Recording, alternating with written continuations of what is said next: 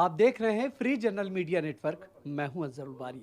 केंद्र सरकार ने बजट सेशन के दौरान अपने एक बयान में साफ तौर पे ये बताया कि देश भर में 4,500 से अधिक सांप्रदायिक दंगे हुए हैं।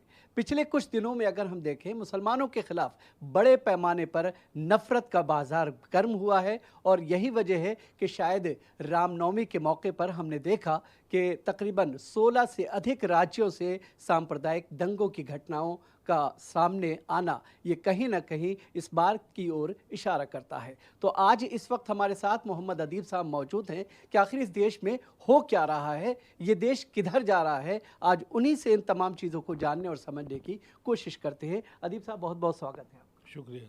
अदीब साहब, सबसे पहले हम आपसे ये जानना चाहेंगे, केंद्र सरकार सबका साथ, सबका विकास, सबका विश्वास की बात करती रही है, लेकिन केंद्र के एक मंत्री संसद के अंदर इस बात का एतराफ़ करते हैं कि 4,500 से अधिक सांप्रदायिक दंगे हुए हैं। और पिछले कुछ दिनों के अंदर जिस तरह से पूरे देश में नफ़रत का माहौल देखा जा रहा है, आप उसे किस तरह से देखेंगे? देखिए, सबका साथ सबका विकास ये झूठ का नारा है। ये जालिमों ने मजलूमों के ख़िलाफ़ एक तहरीक चलाने का एक फ्रॉड किया है और अफसोसनाक बात यह है कि इस मुल्क के सो कॉल्ड सेकुलर पार्टीज़ वो भी उन्हीं के पाले में खेल रही हैं। दंगा नहीं हो रहा है, ये मुसलमानों को उनकी औकात सिखाई जा रही है। बताया जा रहा है कि तुम इस मुल्क में कैसे रहोगे। तुम अगर तराबी पढ़ोगे तो हम वहाँ आके हनुमान चालीसवां पढ़ेंगे। तुम अगर अजान दोगे तो तुम्हारी मस्जिद पे चढ़ के भगवा करने आ जाएंगे।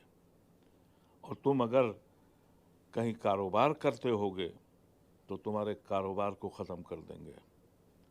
एक साजिश है और मुसलमान की ये बात समझ में नहीं आ रही है।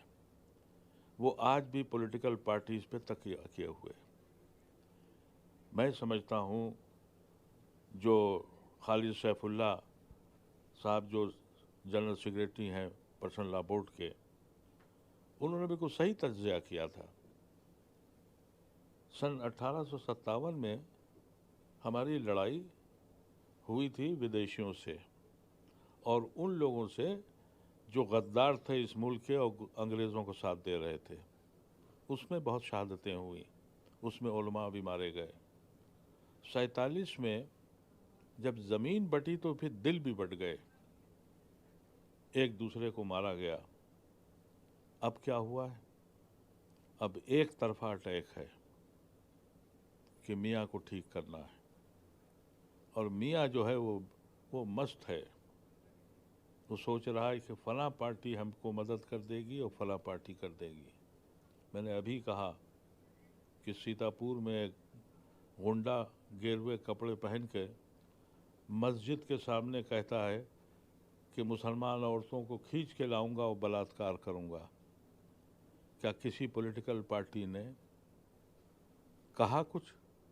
क्या अदालत ने सुना, संज्ञान लिया? किसी जमात ने कहा ये कुछ कि तुम ये कर क्या रहे हो? कि किसी को एलानिया बुलाकर और हम उसके साथ इंक्वायरी चल रही है। अभी वहाँ मथुरा में कहा कि इनको क्लिनसिंग करेंगे, एक तरह से मर डालेंगे। इंक्वायरी चल रही है। क्या ये मुल्क इंसानों का मुल्क रह गया है? ये मुल्क हिंदुस्तानों का नहीं रहा है। इसीलिए मैं आपके ज़रिए कहना चाहता हूँ कि दानिश्वर हजरात, मुस्लिम दानिश्वर जिन्होंने ज़िंदगी की सारी आसाइशें देख ली हैं, जज रह चुके, सेक्रेटरी रह चुके, कैबिनेट सेक्रेटरी रह चुके, फ़ौज के जनरल रह चुके, ये चूड़ियाँ पहने घरों पे बैठे हैं। क्या इन जाहिलों के हवाले कर देंगे? क्यों नहीं बैठते आपस में जाके तय करें कि इस मुल्क में मेरी आने वाली नस्ल का क्या फैसला होगा? लेकिन जिस दानिश्वर तबके की आप बात कर रहे हैं, जिन नेताओं की बात कर रहे हैं, वो तो ये कहते हैं कि सब कुछ ठीक है, भारत जो है मुसलमानों के लिए सबसे सुरक्षित देखा जाता है। देखिए, ऐसा है कि मैं इससे इत्तेफाक नहीं कर रहा हूँ। मैं तो जितने भी मुसलमानों से मिल रहा हूँ, गरीब हो, अमीर हो, पढ़ा लिखा हो, सबके दिल में दर्द वही है। लेकिन जब आप खामोशी अख्तियार कर लें, खौफज़दा हो जाएं, डर जाएं, बेहिस हो जाएं, तो फिर आप कुछ कर नहीं सकते। और खौफज़दा और बेहिस कौम का दुनिया में कोई मुस्तकबिल नहीं होता। हम जहाँ खड़े हैं, हमारा कोई मुस्तकबिल नहीं है। मैं आपके ज़रिए कहना चाहता हूँ कि कुछ तो एहतिजाज करो, कुछ तो दिखाओ कि तुम एक कौम हो और तुम्हारे ऊपर सितम हो रहा है। इस मुल्क में मैं कभी ये नहीं कहूँगा कि तुम बस यार हथियार उठा लो, जो ये आरएसएस वाले चाहते हैं कि यहाँ हथियार उठे और निस्फ नाबूद कर दें हमारी कौम को। लेकिन जमहूरी निज़ाम में एहतिजाज तो कर सकते हो। लेकिन सीए एनआरसी में जब लोग सड़कों पर निकले तो किस बड़े पैमाने पर इन्हीं युवाओं को अंदर डाला गया, और आज तक इनके ऊपर केसेस हैं। न जाने कितने ऐसे स्टूडेंट्स हैं, बच्चे हैं, लोग हैं जिनकी जमानतें नहीं हुई। वो कारनामा औरतों का था, और उस कारनामे ने पहली बार औरतों को ये साबित किया था कि उनमें जान है। और मैं आज भी अपनी ख़वातीन से उम्मीद करता हूँ कि ये जो उनके खाविंद हैं खौफज़दा, इनको या तो घर से निकाल दें या इनसे कहें कि लड़ने की कोशिश करो। मैं तो आपके ज़रिए अपील करना चाहता हूँ कि कम से कम इस ईद में, अभी 3 जुमे बाकी हैं, जितने भी इमाम हजरात हैं, जमातें हैं सो कॉल्ड, जो दानिश्वर हैं, जो आम इंसान है, वो ऐलान करे कि इस ईद की नमाज पर हम एहतिजाज करेंगे, अपने बाजू पे काला बैंड लगाएंगे। कम से कम अदालतों को तो दिखा सकें कि तुम कहाँ पहुँच गए हो। तुम मुंसिफ नहीं हो, तुम हुकूमत के नौकर बन के रह गए हो। कम से कम उनके कान में आवाज़ तो जाएगी। तो पहला एहतिजाज मैं चाहता हूँ कि जुमे के ईद के दिन पूरे हिंदुस्तान के मुसलमान नमाज की अदायगी के लिए जाएं, तो अपना एहतिजाज करें, काला बैंड बांधें और ये बताएं कि इस मुल्क की जुडिशरी को कुछ सुनाई नहीं पड़ता, इस मुल्क की जुडिशरी को कुछ दिखाई नहीं पड़ता। इस मुल्क के सियासी लोगों बेहिस हैं, वो हमारे ख़िलाफ़ मुनज़्ज़म साजिश है। सिर्फ अगर आरएसएस का मसला होता तो 35-40% तो हैं। तो ये 60-70 जो सेकुलर अपने को कहते हैं, वो बेचारे कुछ हिंदू तो आपके साथ खड़े हैं, लेकिन कोई पॉलिटिकल पार्टी नहीं खड़ी है। लेकिन मुसलमानों ने तो सिर्फ इलेक्शन को ही ज़िंदगी समझ ली है। ज़िंदगी बहुत आगे है इलेक्शन से। और जब इलेक्शन में आप को टारगेट करके इलेक्शन जीता जाए, और आप पूछिए ज़रा अखिलेश यादव से और उनके मुस्लिम एमएलए से, किसी की आवाज़ सुनी आपने? लेकिन बगलें तो बहुत बजाई कि साहब फलाने जीत गए मुसलमान। अरे निकम्मी कौम है मुसलमानों की। मुसलमान का क्या मतलब है? इतना सितम हो रहा है, किसी मुसलमान एमएलए ने बयान दिया है? इनके हुक्के पानी बंद करिए, इनसे ताल्लुक़ ख़त्म करिए। अगर आज भी ये चुप हैं, जहाँ ये कहा जा रहा हो कि तुम्हारी औरतों को बुला के बलात्कार करेंगे। किसी एक का बयान अगर अंजर साहब आपने सुना तो मुझे बताइए, मैं तो फॉलो कर रहा हूँ। कोई नहीं बोल रहा आपके लिए, ना कोई बोलेगा, कोई आपके लिए नहीं आएगा। पहले अपनी क़ुव्वत खड़ी कीजिए, सारे मुसलमानों को मुत्तहिद कीजिए और ये कहिए कि एहतिजाज का हक़ हमको है। दिल को मजबूत कीजिए, जेल जाने की तैयारी रखिए, जेल भी भेजे जाएंगे, आप पे सितम भी होगा, यूएपीए भी लगेगा, लेकिन अगर अपनी कौम को ज़िंदा रखना है तो ये काम आपको करना पड़ेगा। यही बात असदुद्दीन ओवैसी कहते हैं कि मुसलमानों को एक प्लेटफॉर्म पे आना पड़ेगा। असदुद्दीन ओवैसी प्लेटफॉर्म किस चीज़ का? सियासी प्लेटफॉर्म से हल हो जाएगा? तुम 10 सीटें पाके जीत जाओगे? सियासत के अलावा कोई जिंदगी है तुम्हारी? तुम्हें अपना वक़ार, अपनी हैसियत, अपना मकाम हासिल ऐसे हो जाएगा कि दुनिया से लड़के? अरे अभी एक बड़ी तादाद सेकुलर हिंदुओं की है, बचाओ उनको, उनके साथ लड़ो, अक़लियत के साथ लड़ो, सिख भाइयों के साथ लड़ो, क्रिश्चियंस को जोड़ो, दलितों को जोड़ो, आदिवासियों को जोड़ो, क्योंकि ये जो मज़हब है, जो नया मज़हब लाया गया है, ये सनातन धर्म नहीं है।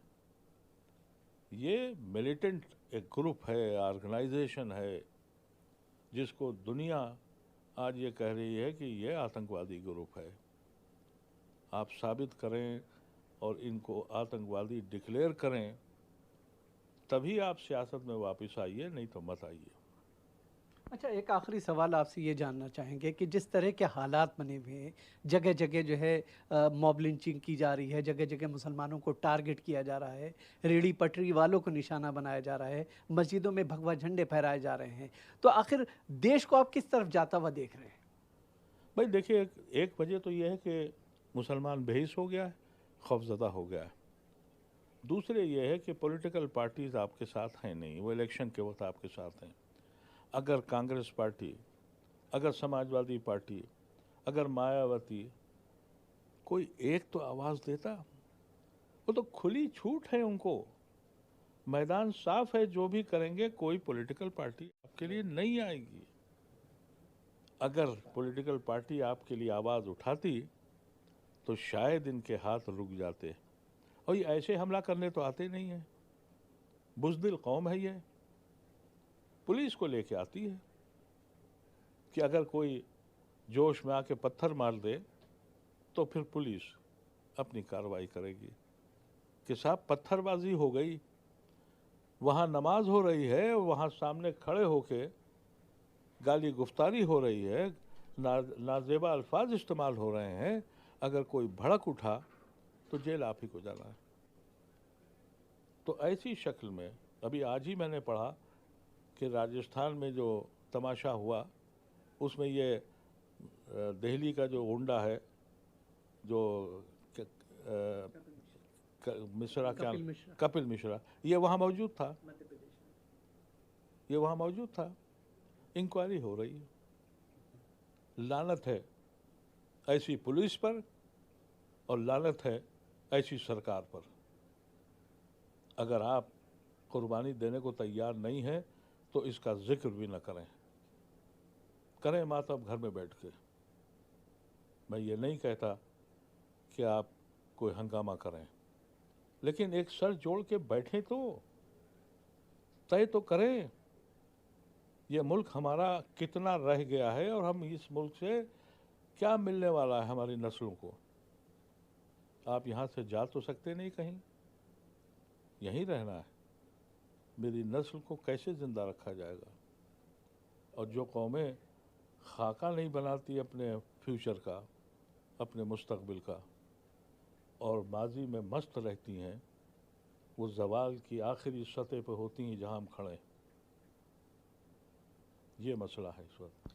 बहुत बहुत शुक्रिया। ये थे मोहम्मद अदीब साहब, पूर्व राज्यसभा सांसद, जिनका दर्द, जिनकी तकलीफ़ ये है कि जिस तरह से हालात बने हुए हैं, ज़ाहिर है कि कहीं ना कहीं मुसलमान हिंदुस्तान का वो इस तमाम चीज़ों से सफ़र कर रहा है, इस तमाम हालात से दो चार हो रहा है, और ऐसे में मुसलमानों को आगे आकर के अपने विरोध को, अपने एहतजाज को जताने की, दिखाने की ज़रूरत है। तो आज की इस ख़ास मुलाकात में फ़िलहाल इतना ही, लेकिन जाने से पहले हम अपने तमाम दर्शकों से ये गुजारिश करेंगे, अगर आपने इस चैनल को सब्सक्राइब नहीं किया है तो आप इस चैनल को सब्सक्राइब करें, इसके वीडियोज़ को लाइक और शेयर करें। तो इस मुलाकात में फ़िलहाल इतना ही, इजाज़त दीजिए, आदाब।